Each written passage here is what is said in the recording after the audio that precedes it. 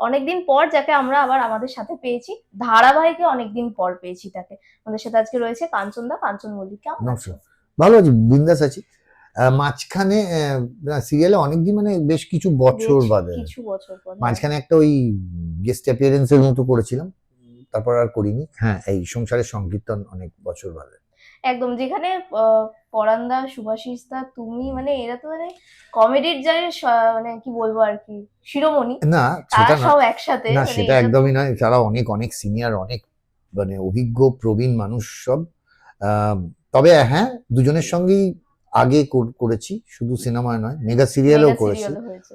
ধ্যাত্তেরিকা বলে একটা, ধ্যাত্তেরিকা বলছি সরি, আমাদের ১ নম্বর মেসবাড়ি বলে একটা সিরিয়াল হতো, তাতে পরান্দাও ছিলেন, সুভাষিস দাও ছিলেন। আমি সংসার সুখের আর রমণীর গুণেতেও পরান্দা হ্যাঁ, ছিলেন, পরান্দা ছিলেন ওখানে। একসঙ্গে পাঠ করেছি।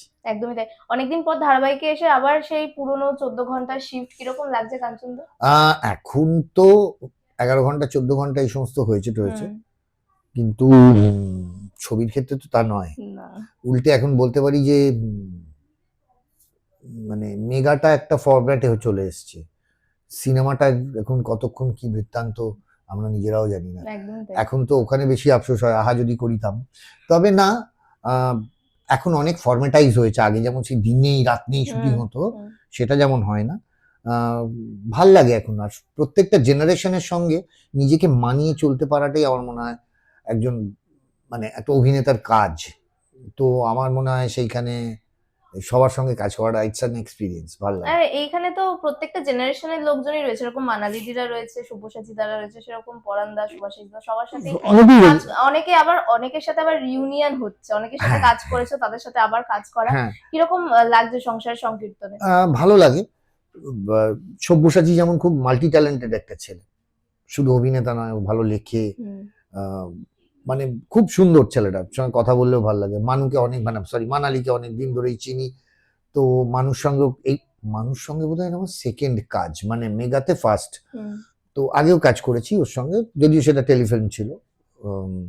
মানুষ সঙ্গে কাজ করে জয়প্রকাশ বলে যে ছেলেটি আছে এখানে, খুব ভালো। চৈতালিদির সঙ্গে আমি আগে কাজ করেছি। আর পরাণ জেঠু আর সুবাদার সঙ্গে কাজ করাটা একটা এক্সপিরিয়েন্স।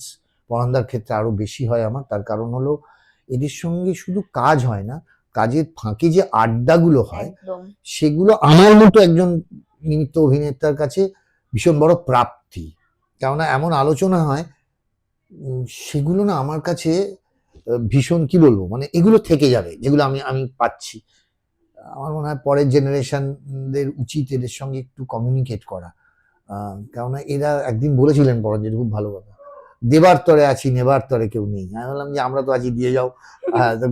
মানে সেই রকমই আর কি। আমার মনে হয় এনাদের সঙ্গে সময় কাটানোটাও একজন অভিনেতা হিসেবে নিজেকে খুব ঋদ্ধ করা যায়। একদমই তাই। মানে উনি সিনের মাঝখানেও আমি দেখেছি যে ওনারা কথা বলতে বলতে, এক সেকেন্ড কাটিস। হ্যাঁ বলো, কি করছি? মানে এই ইন্টারভিউ, আজ সব এদের প্রেস এসছে, কি যেন তোদের টারে? আমি Tollywood online. Tollywood online, Tollywood online interview. না না না না, ও নেই, ওর পিতা আসিনি, দিচ্ছি না, ঠিক আছে। না না না, আমি তুমি তো জানো আমি দিই না। ওই যে টলিউড অনলাইনের মেয়েটা কি যেন নাম, কঙ্কনা, কঙ্কনা, হ্যাঁ কঙ্কনা। ওই কঙ্কনা আর ওই ওদের একটা কি বল না, কারা এসছে, সিটি, সিটি কেবিন এসছে, ওরা ওই ওদের সিটি সিনেমা ওদেরই দিই আমি। তো তুমি জানো আমি দিই না। ঠিক আছে, এই সিন দিয়ে শুরু হবে, এবার সিনে ঢুকবো এরপরে, ঠিক আছে। হ্যাঁ হ্যাঁ হ্যাঁ, হুম হুম, ঠিক আছে, ওকে ওকে ওকে ওকে, ঠিক আছে। আর বাকি সব ঠিক তো? হুম হুম হুম, আজকে ফ্রাস্ট্রেশন, নো সার্ভিসিং। হুম হুম হুম হুম, বুঝলি, সাইকোলজিক্যাল। ঠিক আছে ঠিক আছে, ওকে।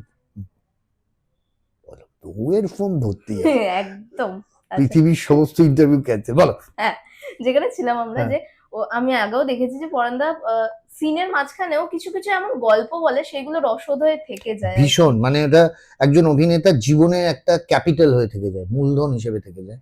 সেটাও। আর আমি তো বাড়িতে এখন এখন ফরম্যাট চেঞ্জ হয়ে গেছে অনেক কিছুই, হ্যাঁ হয়েওছে একটু আধটু।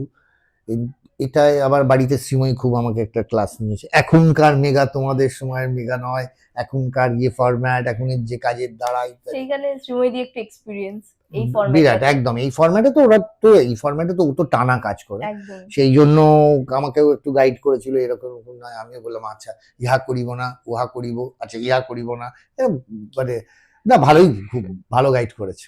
না, তোমাকে আমরা প্রত্যেকেই জানি যে বাধ্য স্বামী তুমি, সব কথা শোনো বউয়ের, এটা তো আমরা জানি। এটা কমেন্ট করবো না। আমার বোধহয় কমেন্ট করা ঠিক হবে না, তবে আমার মনে হয়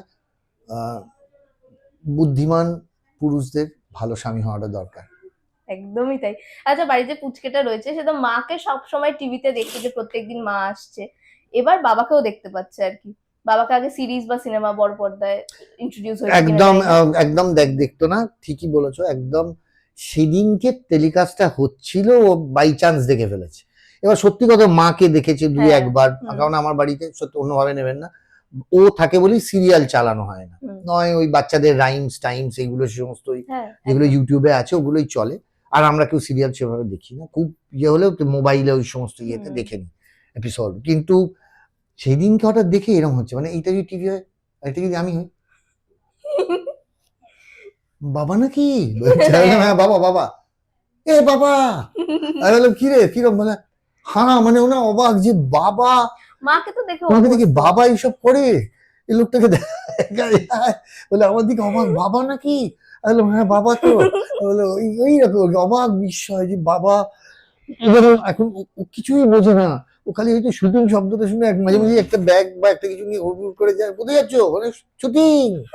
ও শুটিং, ওই ওই ওই রকমই আর কি। ওটা এবার বুঝতে পেরেছি এই বাবাও শুটিং এ যায়, শুটিং কি জানে না, কিন্তু হুম। ওখানে যে দেখা যায় বাবাকে, সেটা খুব অবাক বিস্ময় হয়েছে। মানে মাকে জানতো যে মা শুটিং এ যায়, বাবাও যে শুটিং এ একই হ্যাঁ, প্রফেশনে, ও সেইটা আস্তে আস্তে বুঝতে পারছে। এবার বুঝতে পারছে। এবার বুঝতে পারছি, এবং ওকে আমরা দেখেওছি যে ও খুব ক্যামেরা ফ্রেন্ডলি, মানে ক্যামেরা অন হলে ক্যামেরার দিকে তাকিয়ে থাকে, এই ও যে বিষয়টা আমরা দেখেছি। ও যে কি জিনিস আমি তো বলছি, ও মানে ওর নাম কৃষবি না হয় কৃষাণ ফিশান হওয়া দরকার ছিল। ও যা দাপিয়ে বেড়াচ্ছে, এবং আমাকে যা শাসনে ধমকে, আমাকে বিশেষ করে যা ধমকায় এবং যা দাপিয়ে বেড়াচ্ছে, মানে এখন রেড়ে করে ওর পেছন পেছন ছুটতে হয়, মানে লন্ডভন্ড করে দেবে। হ্যাঁ, একদমই তাই।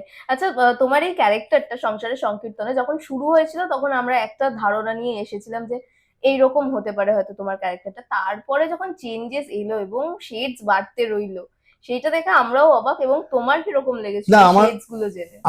আমি সেটাই বলেছিলাম প্রথমে, যে আমি কি মানে কে এই লোকটা, তো হুম। শ্রীতমা তো মানে she is very good actress, no doubt about it. ও আমার মেয়ের পার্ট করছে, হুম। সৌরভ আমার জামাইয়ের পার্ট করছে, হ্যাঁ। He is a very good actor. এবং কি হয়েছে, আর ওদের সঙ্গে পাঠ করলে খুব ভালো লাগে, মানে বল দিলে বল ফেরত আসে। অভিনয়টা তো টেবিল টেনিসের মতো, it's a hmm. TikTok game.